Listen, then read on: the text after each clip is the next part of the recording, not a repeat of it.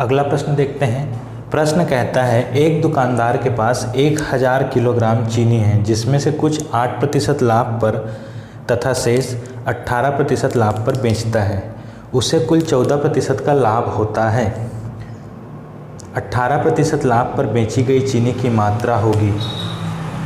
देखिए कुल मात्रा कितना दिया गया है 1000 किलोग्राम, जिसमें से एक दुकानदार कुछ मात्रा को बेचता है 8% लाभ पर, कुछ को बेचता है 18% लाभ पर। दोनों पे उससे कुल लाभ हुआ है 14%। तो ये सामान्य से एलिगेशन का ही क्वेश्चन लग रहा है। इन दोनों का अंतर आप यहाँ लिखिए, इन दोनों का अंतर यहाँ लिखिए। तो 8 और 14 का अंतर हो गया 6% और 18 और 14 का अंतर हो गया 4%।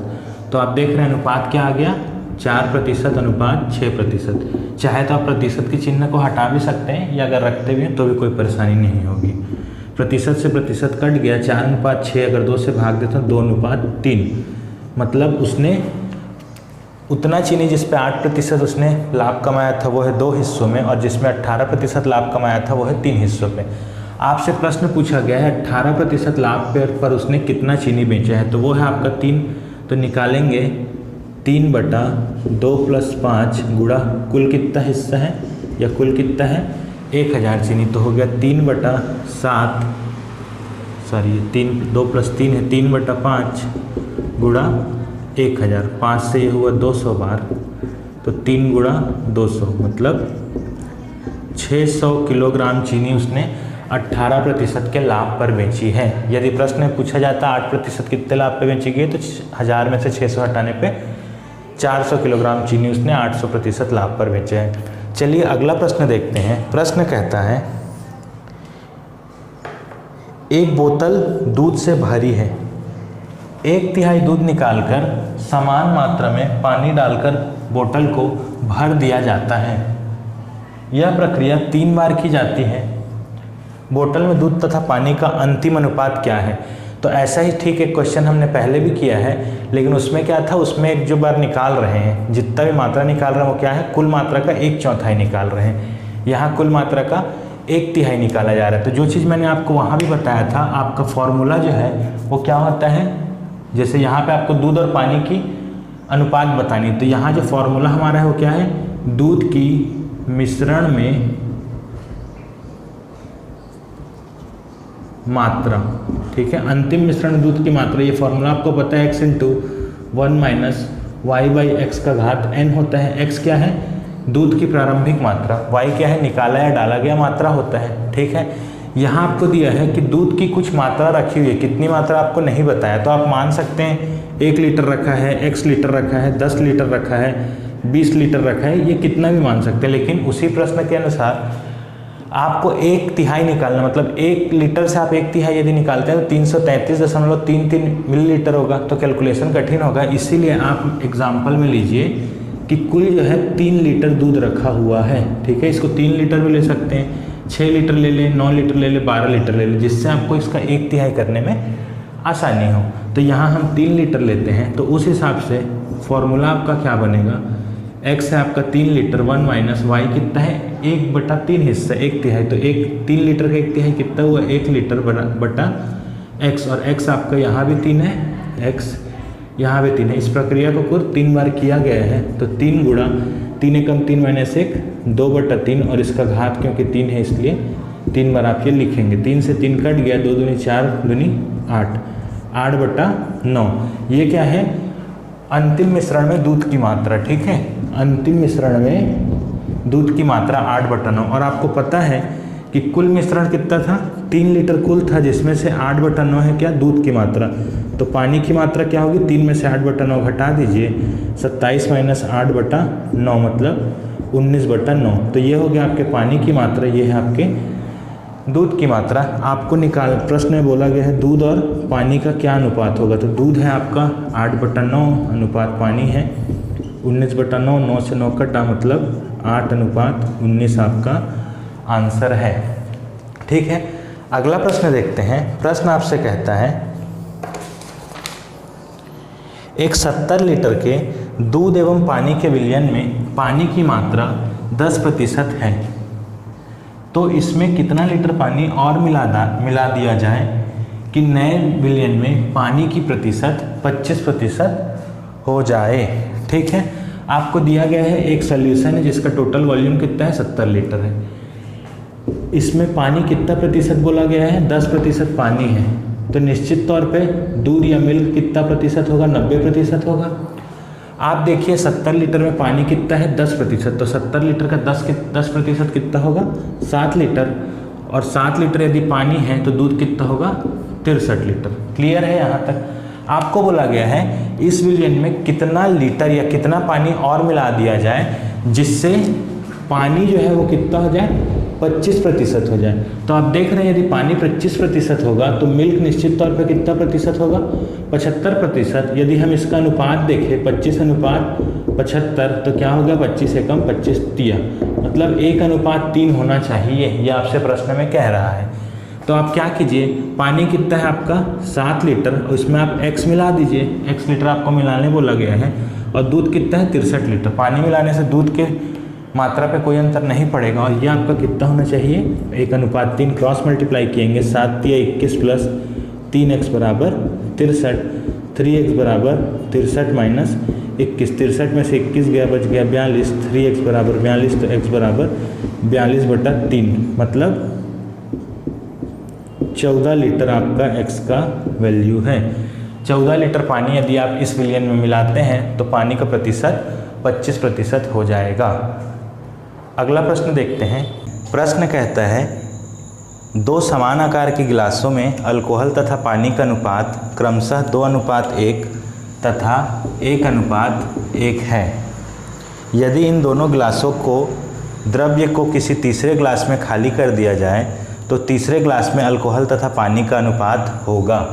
तो देखिए यहाँ पे भी आपको इस प्रश्न में क्या है, कितने मात्रा में है वो दिया नहीं गया है, बस ये दिया गया है कि 2 जार में क्या है, अल्कोहल और पानी का अनुपात दिया गया है। ठीक है, ये पहले जार में, ये दूसरे जार में। आप क्या है, इसको लेट कर लीजिए कुछ भी, या तो x मात्रा मान लीजिए, पहले ग्लास में x लीटर है, दूसरे ग्लास में x लीटर है, या फिर कुछ भी मान लीजिए ऐसा फिगर जो आपको सॉल्व करने में आसान हो। तो आप देख रहे हैं यहाँ 2 और 1 का अनुपात है, मतलब 3 अनुपात, और यहाँ पे 1 और 1 का अनुपात है, मतलब 2 का है। तो आप देखिए अगर इसको आप 3 लीटर लेते हैं तो इसमें कैलकुलेशन दिक्कत होगा, 1.5 लीटर आएगा, और यदि आप 2 लेते हैं तो इसमें पॉइंट्स में आएगा। तो इसको आप क्या कीजिए, 6 लीटर लीजिए। ठीक है, 2 समान आकार के गिलास बोला है, तो प्रत्येक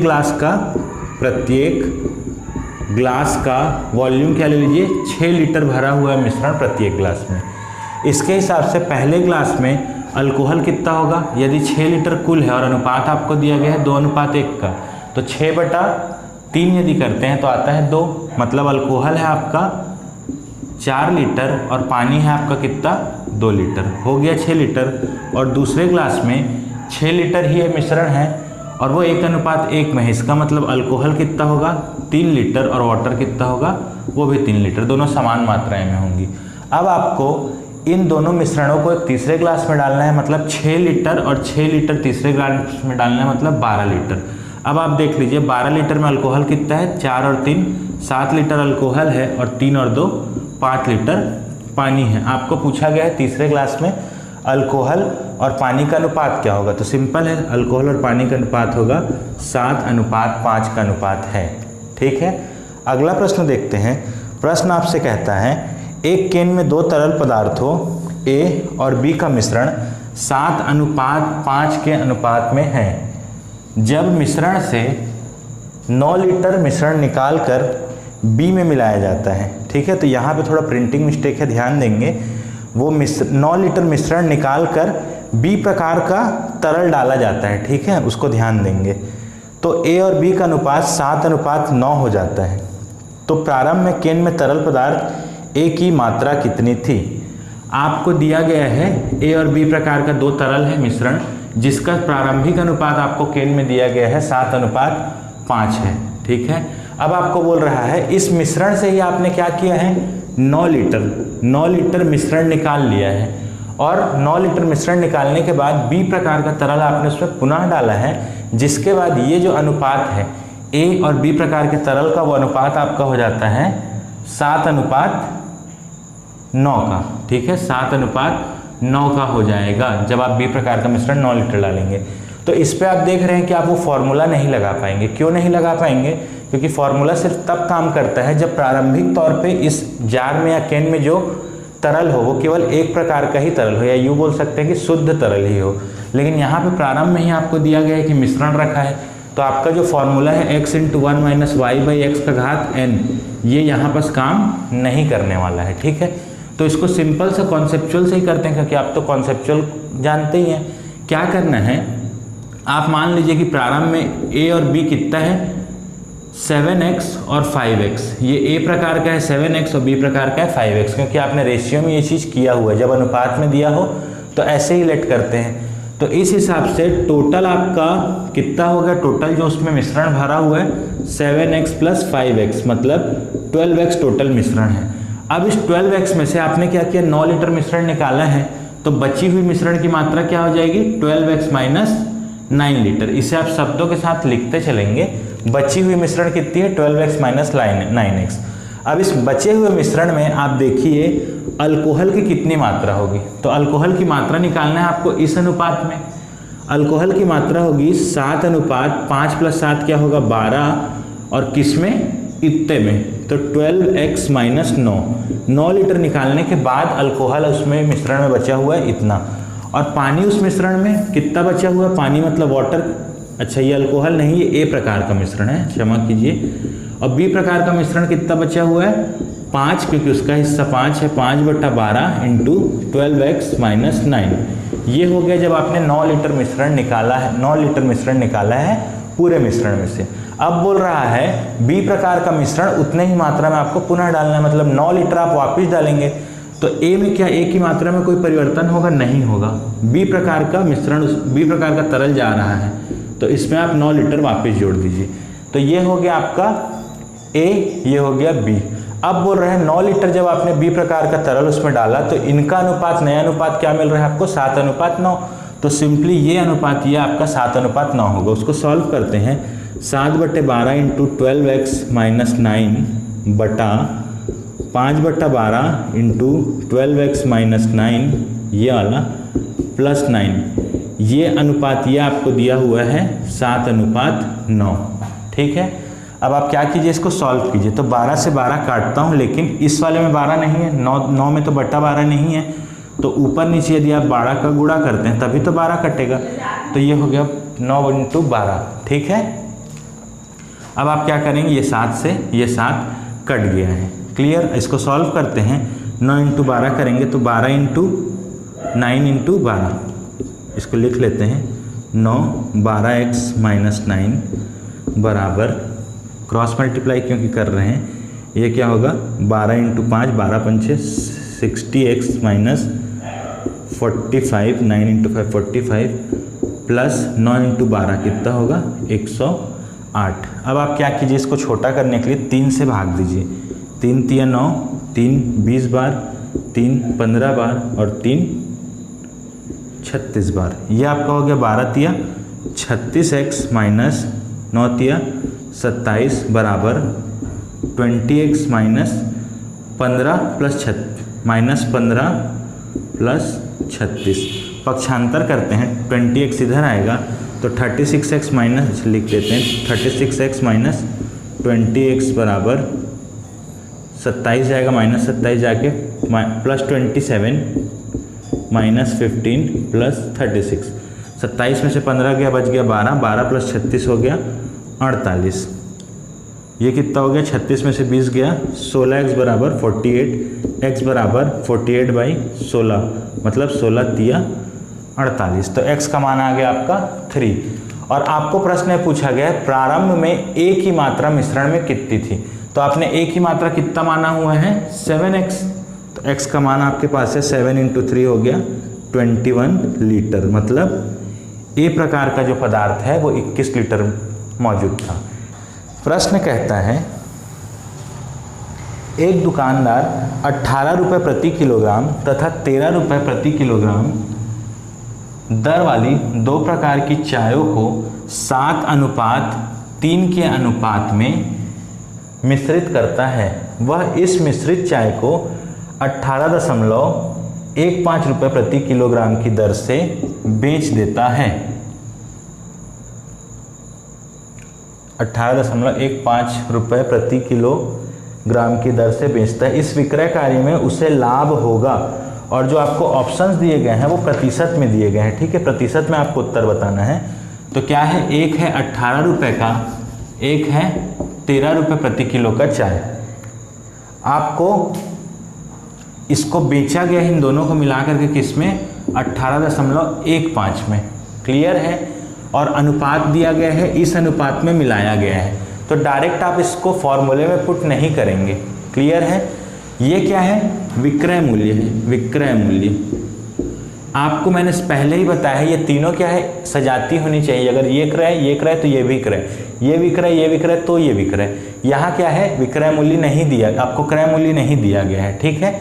तो आप देखिए, इससे आप अभी नहीं बता सकते ये क्या है, लेकिन आपको ये दिया गया है 7:3। तो आप क्या करते हैं, फॉर्मूले में भी लगाएंगे। तो Q1/Q2 ये हो गया 7/3 दिया गया है। इसे C1 ले, अगर इसे C2 ले तो क्या होगा, 13 माइनस इसे x ले लेते हैं, 13 माइनस x बटा x माइनस 18, ठीक है। इसे सॉल्व करेंगे, क्या होगा, क्रॉस मल्टीप्लाई करते हैं, 7x माइनस 70 और 56, 126 बराबर 13 तिया 39 माइनस 3x। पक्षांतर करेंगे, 7x प्लस 3x हो गया, 10x बराबर 126 प्लस 39। तो ये कितना हो गया, 15 एक हासिल 6, 165। 10x बराबर 165, तो x आ गया आपका 16.5। क्लियर है। ये आपका x का मान है। मतलब इन दोनों को इस अनुपात में मिलाने पर आपको क्या मिल रहा है, मिश्रण का रुपए मिल रहा है, मिश्रण का दर मिल रहा है 16.5 रुपये प्रति किलो। लेकिन आपने उसे बेचा कितने में है, 18.15 रुपये प्रति किलो में। तो आपको प्रति किलो कितने रुपए का फायदा हो रहा है, तो आप देखिए 18.15 में से घटाएंगे 16.5, ये हो गया 5, 11 में से 5 गया 6, 17 में से 16 गया 1.65 आपको प्रति किलो लाभ हो रहा है। और आपसे पूछा ही गया है कि आपको कितना लाभ आप अर्जित कर रहे हैं प्रश्न में, लेकिन ऑप्शंस परसेंट में दिए हुए हैं। तो आप निकालिए कि 1.65 जो है 16.5 का कितना प्रतिशत है। हालांकि प्रतिशत मैंने यहाँ नहीं पढ़ा है, लेकिन ये चीज़ आप जनरल सा चीज़ें पता होना चाहिए। जिसको निकालना है, जिस मात्रा को ऊपर रखेंगे, जिससे निकालना है प्रतिशत वो नीचे रखेंगे और गुणा करेंगे 100 का। तो ये क्या हो जाएगा, इसमें से 1 10 ले लेते हैं, 16.5 इंटू 10, 100 इधर आ गया, ये 16.5, ये क्या हो गया, कट गया। तो आपका आंसर आ गया 10%। उससे जो है लाभ हुआ है 10% का। ठीक है। अगला प्रश्न देखते हैं। प्रश्न आपसे कहता है, मिश्र धातु A में 1:3 के अनुपात में और मिश्र धातु B में 5:3 के अनुपात में तांबा और जस्ता उपस्थित है। A और B को किस अनुपात में मिलाया जाए कि प्राप्त मिश्र धातु में जस्ते और तांबे का अनुपात 5:3 हो जाए। ठीक है। ये देखिए, आपको दिया गया है ये प्रश्न। पहला मिश्र धातु जिसमें तांबा मतलब कॉपर और जस्ता मतलब टिन। ठीक है। जस्ता मतलब टिन शायद नहीं होता है, तो इसको मैं तांबा और जस्ता ही लिखता हूँ। तांबा और जस्ते का अनुपात पहले मिश्र धातु में दिया है 1:3 और दूसरे मिश्र धातु में दिया है 5:3।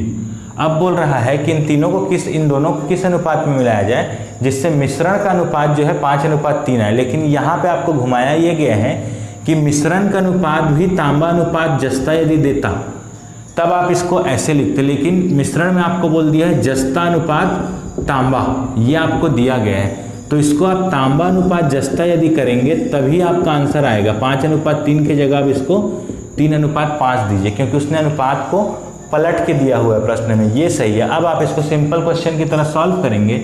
यहाँ से आप तांबा निकाल लीजिए या जस्ता निकाल लीजिए, यहाँ से आप तांबा या जस्ता निकाल लीजिए, और जो भी निकाला है वो यहाँ से निकालेंगे। तो मैं तांबा निकाल के करता हूँ। तांबा क्या होगा, 1/4, 1:4। ठीक है। जैसे हम करते हैं तांबे का कितना हिस्सा है, 1 हिस्सा, और कुल कितना है, 4 हिस्से, तो 1:4। यहाँ से तांबा कितना होगा, 5:8। मिश्रण में तांबे का कितना होगा, 3:8। अब आप देखिए, यदि आप यहाँ पे इसी को प्रश्न में डालते तो 5:8 भी यहाँ लिखते और ये 0 आने लगता, आप कंफ्यूज हो जाते। लेकिन यहाँ पे इसको आपको तांबे और जस्ते में परिवर्तित करना है।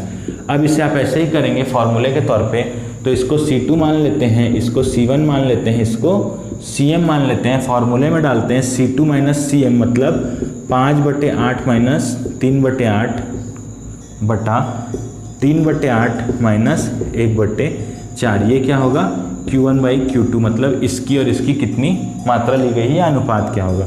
5/8 में से 3/8 गया, कितना बच गया, 2/8, और यहाँ 3/8 माइनस 1/4, तो 4 दूनी करेंगे तो 2, तो 3 माइनस 2/8 मतलब 1/8। 8 कैंसिल हो गया, ये आपका आ गया 2/1, मतलब अनुपात है आपका 2:1 में आपको दोनों मिश्र धातुओं से लिया गया है। क्लियर है। अगला प्रश्न देखते हैं। प्रश्न कहता है स्पिरिट और पानी के 2 लीटर घोल में 15% पानी है, इसमें 10% पानी वाले एक अन्य घोल की 3 लीटर मात्रा तथा फिर आधा लीटर पानी और मिलाया जाता है। इस प्रकार प्राप्त घोल में पानी की प्रतिशतता होगी। क्लियर है। 10% घोल वाला 3 लीटर पानी और मिलाया जाता है। प्रश्न एक बार और पढ़ते हैं। स्पिरिट और पानी के 2 लीटर घोल में 15% पानी है, इसमें 10% पानी वाले एक अन्य घोल की 3 लीटर मात्रा तथा फिर आधा लीटर पानी और मिलाया जाता है। इस प्रकार प्राप्त घोल में पानी की प्रतिशतता होगी। देखिए आपको बोल रहे हैं प्रारंभ में जो एक घोल था वो 2 लीटर का मिश्रण है जिसमें पानी की मात्रा कितनी है, 15 लीटर, 15%, मतलब स्पिरिट बाकी रहा होगा। ठीक है, स्पिरिट और पानी का घोल है। तो आप क्या कीजिए, पानी यहाँ लिखिए, स्पिरिट यहाँ लिखिए। आपको दिया गया है 2 लीटर में 15% पानी है, तो 2 लीटर का 15% कितना होगा, सिंपल सी चीज़ है, 1% होगा 0.2 और 5% होगा 0.1, तो 0.2 और 0.1 हो गया 0.3। पानी है आपका 0.3 लीटर, इस हिसाब से स्पिरिट कितना हो गया 1.7 लीटर। क्लियर है। उसमें 10% पानी वाले मिश्रण से 3 लीटर और डाला गया, मतलब 3 लीटर आपने और डाला है, उसमें 10% पानी है, तो 3 लीटर का 10% कितना होगा, 0.3 लीटर पानी आ गया, और 3 लीटर में से स्पिरिट कितना हो गया, 2.7 लीटर स्पिरिट हो गया, और आधा लीटर शुद्ध पानी, तो आधा लीटर मतलब 0.5 लीटर शुद्ध पानी डाला गया है, और शुद्ध पानी डाला है मतलब स्पिरिट की मात्रा में कोई परिवर्तन नहीं आएगा। आप इन सभी को जोड़िए, 0.3 + 0.3 + 0.5 कितना हो गया, 1.1 लीटर आपके पास टोटल पानी है, और स्पिरिट अगर देखें 7 × 7 = 14 का हासिल 4.4 लीटर आपके पास क्या है, स्पिरिट है। ठीक है। अब ये सब मिश्रण करने के बाद आपके पास टोटल घोल कितना है। टोटल घोल देखिए, पहले था 2 लीटर, उसके बाद आपने क्या किया, 3 लीटर मिश्रण डाला, और उसके बाद आधा लीटर मतलब 0.5 लीटर पानी और डाला, तो टोटल आपके पास मिश्रण कितना है, 3, 2, 5 और 0.5 मतलब 5.5 लीटर आपके पास टोटल है। यह आप यहाँ से भी देख सकते थे, 1.1 + 4.4 कितना होगा, 5.5।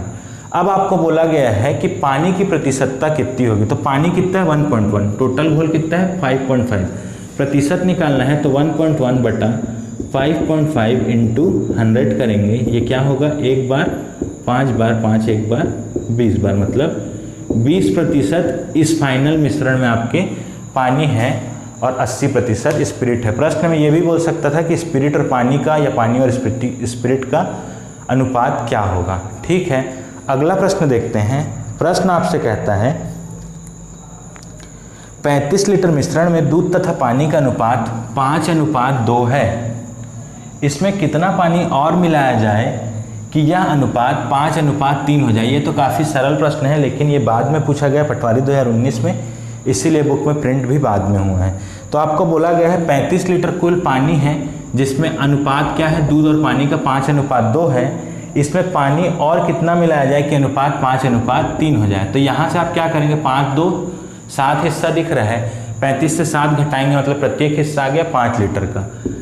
इस हिसाब से मिल्क का हिस्सा कितना है 5 भाग, तो 5 पंचे 25 लीटर दूध है और पानी कितना है 5 दूनी 10 लीटर पानी है। आपको बोल रहा है 25 लीटर पहले दूध था, 10 लीटर पानी में और कितना लीटर पानी मिलाया, तो 1 लीटर पानी मिलाया, जिससे अनुपात हो जाए 5:3। क्रॉस मल्टीप्लाई करेंगे 25 या 75 बराबर 5 दहे 50 + 5x, तो 5x बराबर 75 में से 50 गया 25, x बराबर 25/5 मतलब 5 लीटर। आपको इस मिश्रण में 5 लीटर पानी और मिलाना है, जिससे इसका अनुपात 5:3 हो जाए। ठीक है, ये प्रश्न काफ़ी सरल था।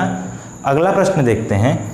प्रश्न आपसे कहता है सोने एवं चांदी की एक मिश्र धातु जिसमें उनका अनुपात 1:2 है तथा एक अन्य सोने एवं चांदी का मिश्र धातु जिसमें अनुपात 2:3 है ली जाती है। दोनों मिश्र धातुओं का कितना भाग लिया जाए जिससे बनी नई मिश्र धातु में सोने और चांदी का अनुपात 3:5 हो जाए। ये काफ़ी सरल है। एक मिश्र धातु जिसमें अनुपात दिया है 1:2 है, एक मिश्र धातु जिसमें अनुपात दिया है 2:3। किसका किसका?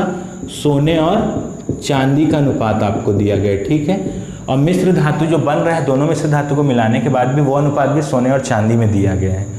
तो आप क्या है, या तो सोना ले लीजिए यहाँ से या चांदी ले लीजिए। ठीक है, मैं सोना लेता हूँ तो सोने का कितना हिस्सा है 1/3 और पहले वाले में दूसरे वाले में कितना है 2/5। मिश्र धातु बन रहा है उसमें सोने का कितना हिस्सा है 3/8। इससे आप एलिगेशन मेथड में लगाएंगे तो क्या होगा, फॉर्मूले से यदि करें या इससे करें, इनका अंतर यहाँ लिखाएगा, इनका अंतर यहाँ लिखाएगा। ठीक है, तो इसको फॉर्मूले से ही मैं करता हूँ। C2 आपका ये C2 मान लीजिए, ये C1 मान लीजिए, इसे CM मान लीजिए। C2 क्या है 2/5 - 3/8 बटा 3/8 - 1/3, ये आपका आएगा Q1/Q2। 5 चौको 8 पंचे होता है 40 एलसीएम लेने पे, तो